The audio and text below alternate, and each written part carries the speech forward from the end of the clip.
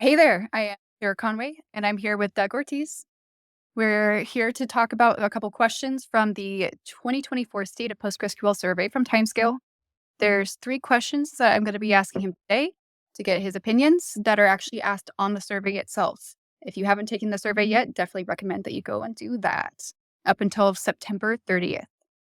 So the first question that we have is, what is your favorite PostgreSQL feature? AI, flat out. I've always been doing AI, big data, data science for a few years. And what I love that Timescale has done is contribute to those open source projects, PGAI, PG Vector, PG Scale, which not only take Postgres is solid as is and extensible, but take that extensibility further, turns PostgreSQL into a vector database. And then you can perform RAG, you can perform searches, you can really take all that high dimensional data in there and start putting it to good use.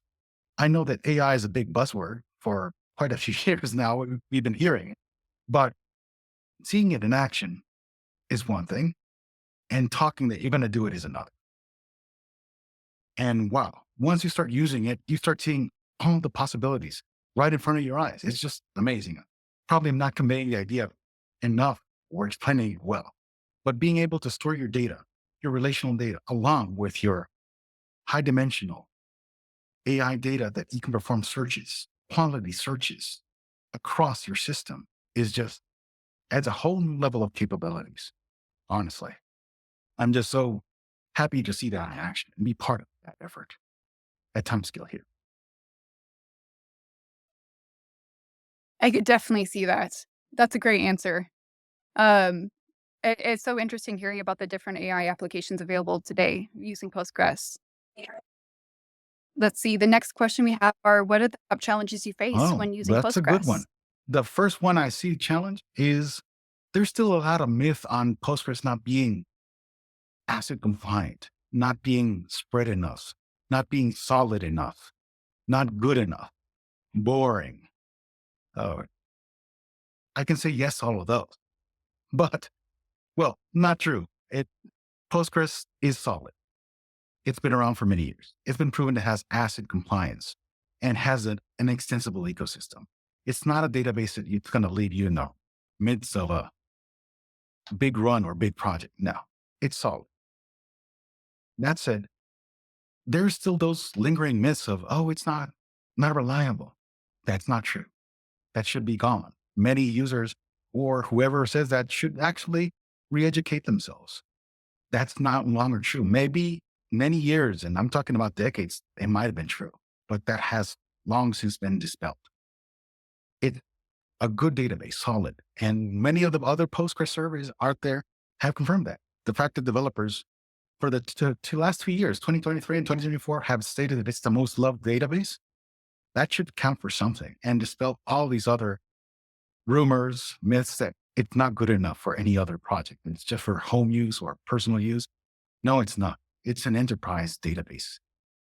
It's spread out in many other clouds. That should tell you that if Google has it, if Amazon has it, if Azure, Microsoft has it in their own cloud system, you can't go against that. It's hard to rebut that. Absolutely. And I've seen the same sentiment that it's not performance, that it can't handle database, data at scale in the petabyte range.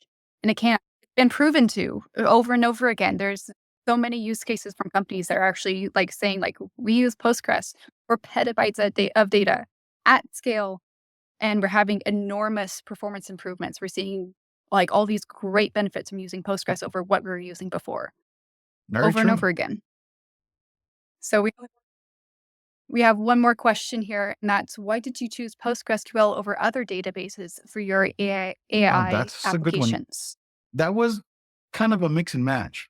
Uh, Typically in my career, I've confronted two things. Either I want to do it or you want to do it. You're going to do it. And this is one of those technologies which they landed in my lap. I was using other databases that had been known. I've been with Postgres for at least 7 years plus. I was doing big data, but the other databases, the developers were not that enamored with, honestly. And the first name that came up was Postgres. They said, we want Postgres. So, of course, that meant I had interacted with Postgres before, but that started, that was the pinpoint in which it was Postgres is here to stay. Developers love it.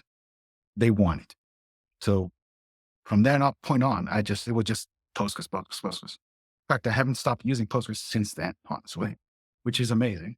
And I've enjoyed it. I have no complaints about it. In fact, I've learned so much since back then until today, which I still am. Every new version brings new releases, new features.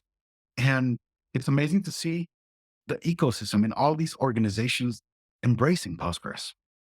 Not only Timescale, but there's many others who actually are seeing the benefits of having Postgres out there, not forking it, having it as is. There's just so much to it. Many benefits. Yeah. And so many ways to extend it too. A whole bunch of different extensions for every single use case, whether you're working with geospatial, with AI, doesn't matter. Like there is an extension for that that will make your life so much easier. Exactly. Well, there you have it. I think that was a great series of questions and answers. I'm super excited to see the actual results from the survey, which will be published in both raw form and analyzed form, of course, after the survey is ended on the 30th. If you stay tuned on Times blog, posting about it there, or we can also include a link and edit this video Sounds good. after. Thank you, Sarah.